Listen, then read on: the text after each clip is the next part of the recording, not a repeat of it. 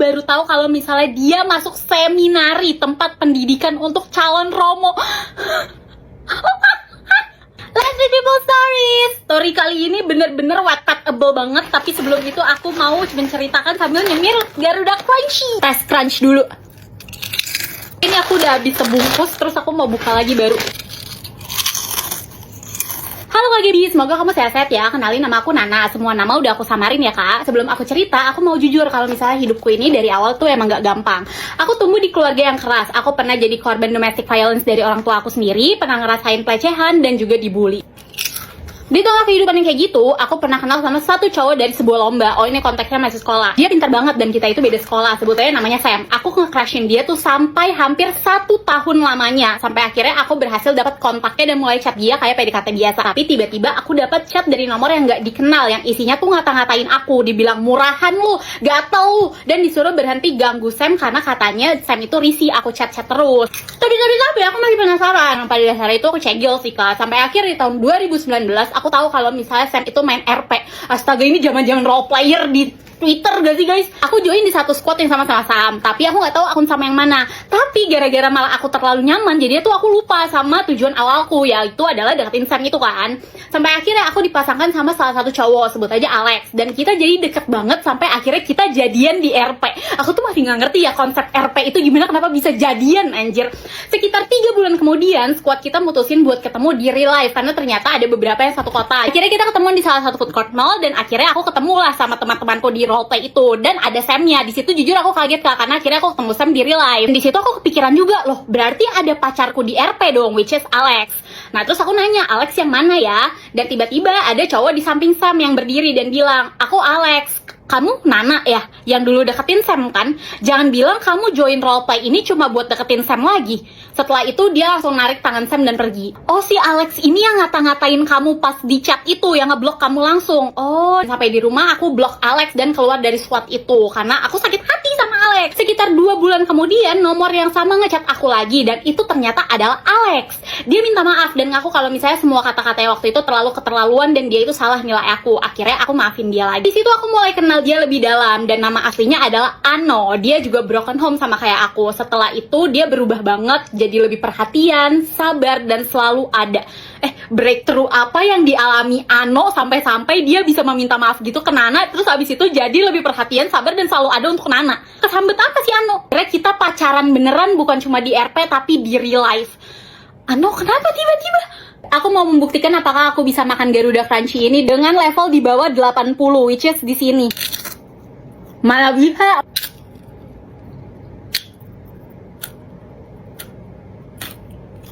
Bisa. Cheating gak sih itu, gak tau.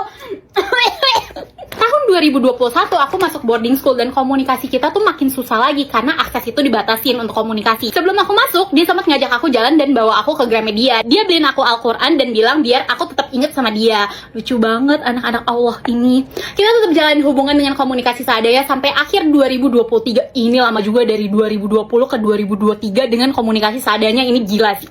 Sampai akhirnya dia mutusin aku karena kita beda agama, berarti bukan anak-anak Allah, ini satunya anak Tuhan Yesus. Dan dia ngerasa hubungan ini gak punya ujung. Bener, sedih banget. Awal 2024 aku baru tahu kalau misalnya dia masuk seminari, tempat pendidikan untuk calon romo. Dan di situ aku bener-bener ngerti alasan dia. Dia bilang dia capek ngelihat aku yang terus disakitin dari keluarga, dari lingkungan, sampai dari orang-orang yang datang di hidupku. Dia ngerasa dia nggak cukup buat selalu ada jagain aku, dan dia takut suatu saat nanti dia juga jadi orang yang nyakitin aku. Iya, karena beda agama, sedih banget. Sampai akhirnya di Februari 2026, oh ini kemarin banget, dia balik lagi ke kotaku dan kita ketemu lagi. Di situ aku baru tahu kalau misalnya selama ini dia tuh nggak pernah benar-benar pergi. Sejak tahun 2024 dia sering banget bolak-balik ke kotaku diam-diam. Dia bahkan hubungin sepupuku cuma buat tahu kabar aku, dan dia cari tahu cowok-cowok yang deket sama aku buat mastiin aku itu nggak disakitin.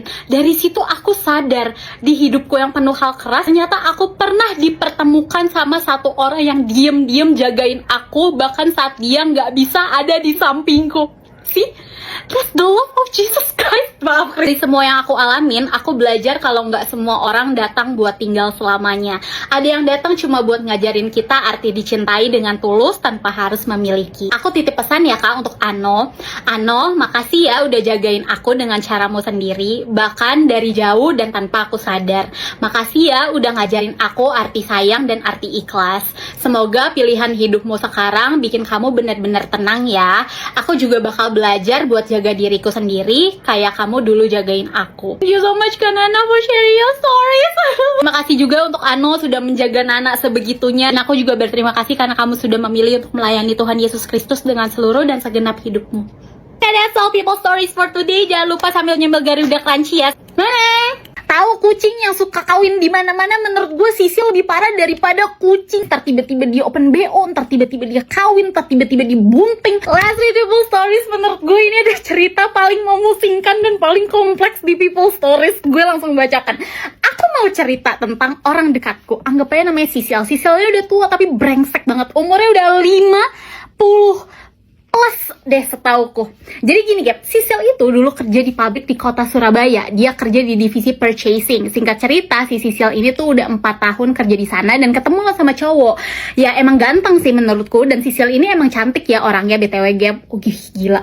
Ini Wulan Guritno kak, 50 tahun dan hot gitu kan. Konteks dulu ya Gap, si Sisil ini tuh emang backgroundnya tuh buruk banget. Dia cewek yang emang kegatelan, ganjen, dan suka gonta-ganti pasangan. Deng, namanya Spicy Red Heat Winger. Ah ya udah Sisil deketin lah cowok ini, sebut aja namanya Rudy. Baru beberapa bulan kenal, mereka akhirnya nikah. Dan salah satu harus ada yang keluar dari pabrik tersebut, karena emang udah SOP perusahaan gak boleh satu kakak kerja bareng di perusahaan yang sama.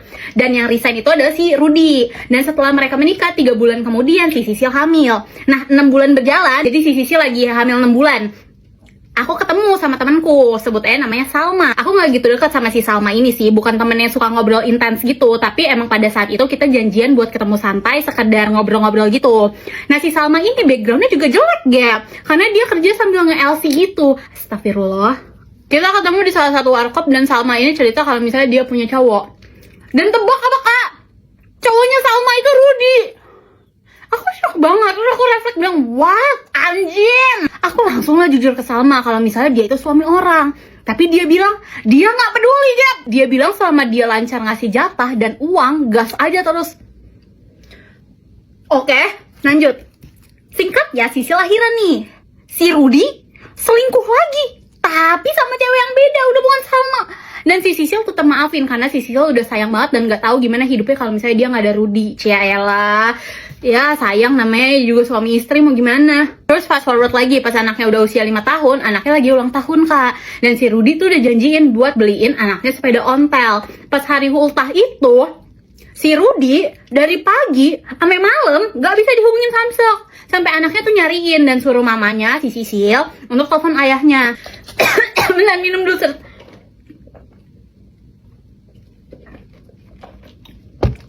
Dan pas ditelepon, tahu apa kak?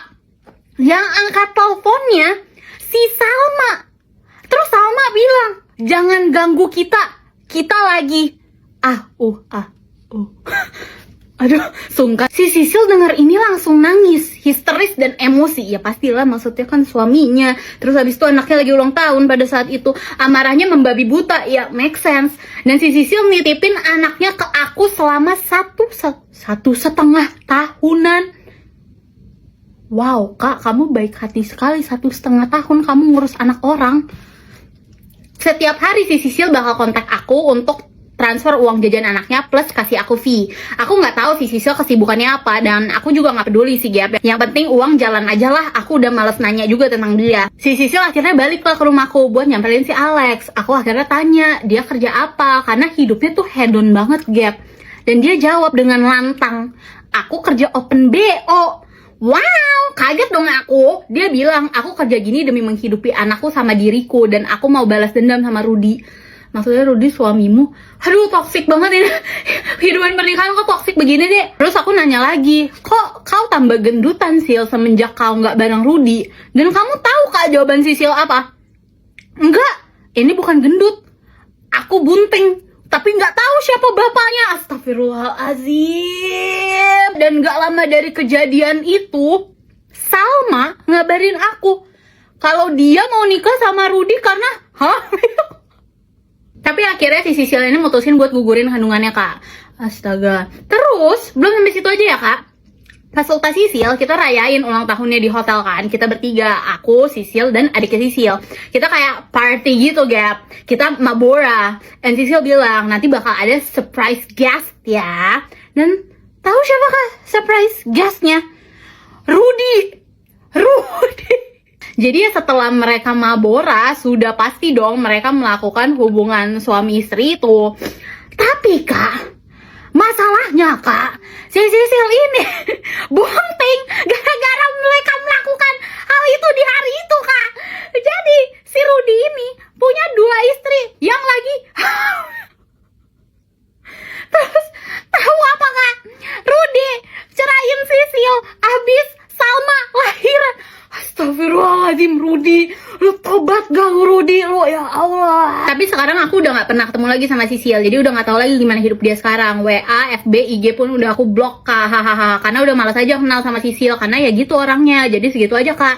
Pesannya adalah, oh ya, untuk kalian yang udah nikah atau belum nikah, please, kalau misalnya kalian diselingkuhin, jangan balas selingkuh ya, guys. Jujur gue gak bisa respon apa-apa sih, tapi ini enak. Thank you so much ya temannya Kak Sisil udah ceritain aibnya Kak Sisil. Semoga kita nggak digugat Kak Sisil ya karena kita gosipin dia. Hai.